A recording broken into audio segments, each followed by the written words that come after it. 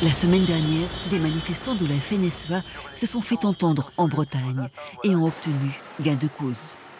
Le gouvernement renonce à augmenter les taxes sur les produits phytosanitaires et les prélèvements d'eau, ce qui fait grincer des dents à la Confédération paysanne qui s'inquiète d'une baisse annoncée du budget alloué au MAEC, ces mesures agro-environnementales et climatiques destinées à encourager les pratiques agricoles vertueuses.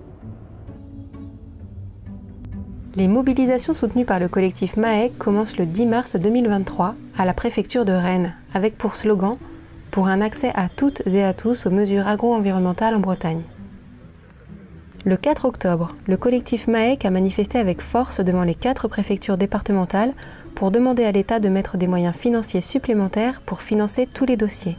Il manque alors environ 50 à 60 millions d'euros par rapport aux 80 millions prévus.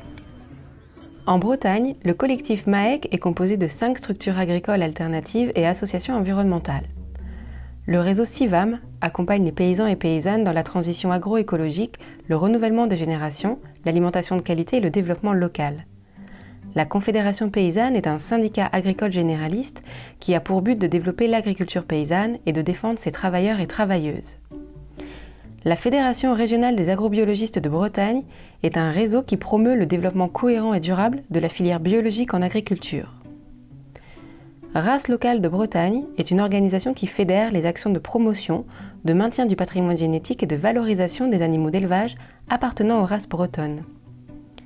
Eau et rivières de Bretagne est une association qui défend la qualité de l'eau et la qualité des milieux aquatiques. Nos différentes structures se sont régulièrement mobilisées pour travailler ensemble. Les premières mesures agro-environnementales, MAEC, datent des années 90. Nous avons depuis œuvré à la réorientation de l'agriculture vers des pratiques économes en intrants, herbagères, bio et plus respectueuses de l'environnement.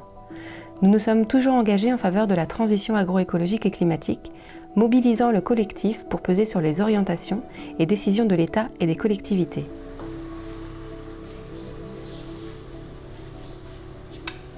La précédente programmation 2014-2020 de la PAC, Politique agricole commune, a montré une dynamique spécifique à la Bretagne, grâce à des mesures accessibles à toutes les fermes sur l'ensemble du territoire. Ainsi, plus de 5000 fermes ont été mobilisées sur 10% de la surface agricole bretonne, avec le soutien des professionnels, des élus locaux et de l'administration. Le collectif MAEC ayant continué à défendre des augmentations de budget pour répondre aux besoins des paysannes et des paysans.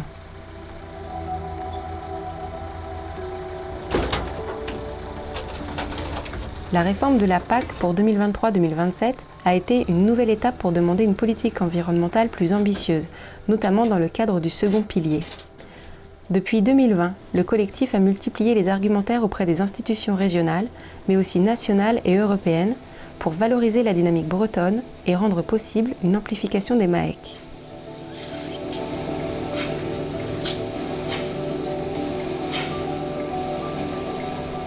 En 2023, c'est un nouveau bras de fer porté par le collectif MAEC de Bretagne qui s'est engagé pour augmenter les budgets de la PAC en faveur des MAEC.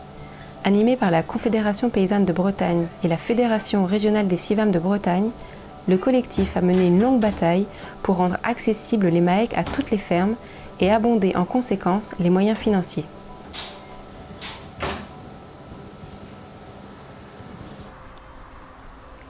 Le 18 octobre, de nouvelles manifestations ont lieu. Des convois de tracteurs se déplacent vers Saint-Brieuc et Vannes pour alerter les agriculteurs et agricultrices et les citoyens et citoyennes de l'impasse financière des fermes engagées dans la transition agroécologique et climatique.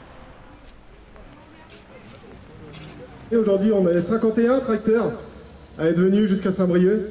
Donc déjà, on peut commencer par applaudir tous les gens qui ont pris le tracteur ce matin, qui sont levés plus tôt pour faire leur boulot, qui se sont organisés toute une petite semaine pour pouvoir être là. Le droit à une nourriture saine produite par des méthodes écologiques. C'est cette définition qui devrait être le fil conducteur des politiques publiques et obliger l'État à respecter ses engagements et à nous payer les MAEC. Il y a des personnes qui font des grands discours et qui ne font rien. Nous, là, tous autant qu'on est, avec nos bottes, on est dans nos champs et on fait la différence. On met en place des modèles vertueux, on met en place des modèles qui marchent. On ne le dit pas assez souvent, ça. Nos modèles, ils marchent.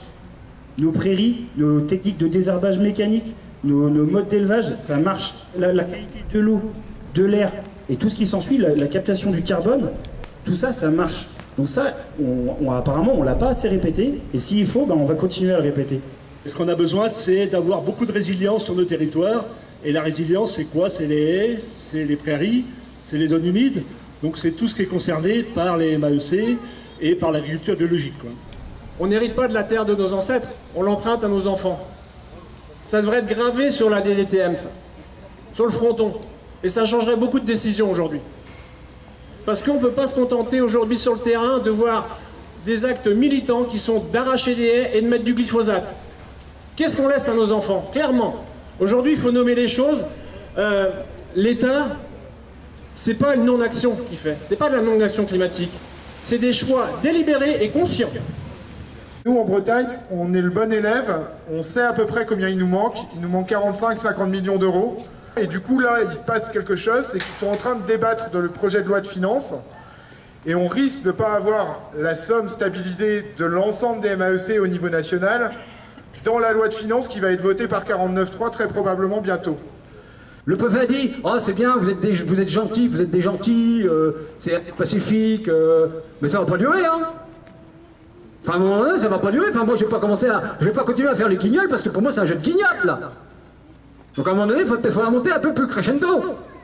Ou alors, s'ils sont d'accord avec nous, qu'ils nous le disent assez rapidement, parce qu'à chaque fois, ils nous disent « Oui, mais il faut qu'on examine tous les dossiers, il faut que... Oui, mais là, parce qu'on n'a pas les remontées de toutes les régions, donc on ne sait pas trop comment. » Mais je dis « Vous avez pris pour à l'envers.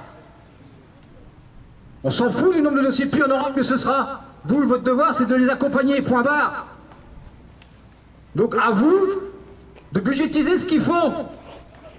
Donc, du coup, déjà là, il faut faire sens contraire. C'est-à-dire que chaque paysan, paysanne qui s'engage sera rémunéré sur cette transition agroécologique qui est nécessaire et vitale. On est sur la transition agroécologique et aujourd'hui, on n'a plus le temps de la transition, il faut de la rupture. C'est ça l'écologie à la française? Moi j'en ai honte et je me battrai parce que moi je veux pas laisser de la merde à mes enfants.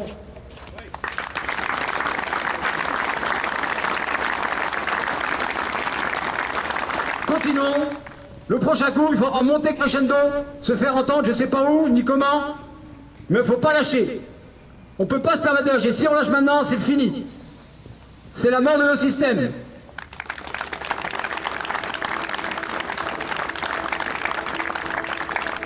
Le 25 octobre, ce sont les élus de Bretagne, députés et sénateurs quasi à l'unanimité, qui écrivent au ministre de l'économie et au ministre de l'agriculture pour demander instamment des moyens financiers supplémentaires pour le financement des MAEC demandés au 15 mai 2023.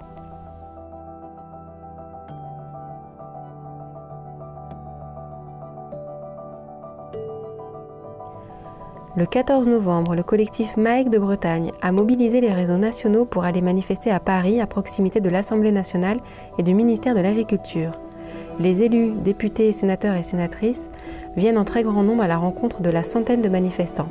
Mais le directeur du cabinet du ministre de l'Agriculture reste très fermé avec les représentants des manifestants.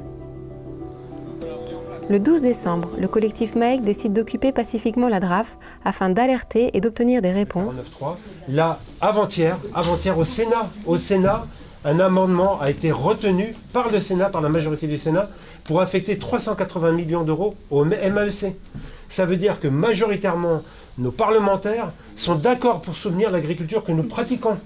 Combien de temps le gouvernement va nous lâcher dans une incertitude qui est absolument insupportable? Le préfet de région aurait ordonné une expulsion des gens comme nous pacifiques.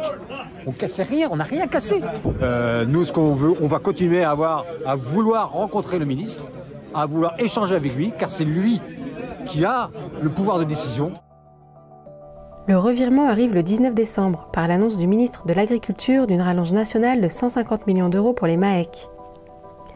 Le 25 janvier 2024, la DRAF de Bretagne a confirmé l'engagement de l'État de financer tous les dossiers déposés au 15 mai 2023 et éligibles.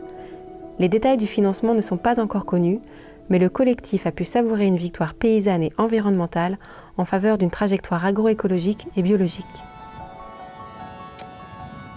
Ça fait 22 ans que je milite pour ça. J'ai rarement donné autant de conviction. J'ai vraiment envie de transmettre de l'enthousiasme à la génération qui va nous suivre. Il y a une âme qui est en train de se recréer dans nos campagnes. Pour moi, le bon sens va gagner. C'est clair.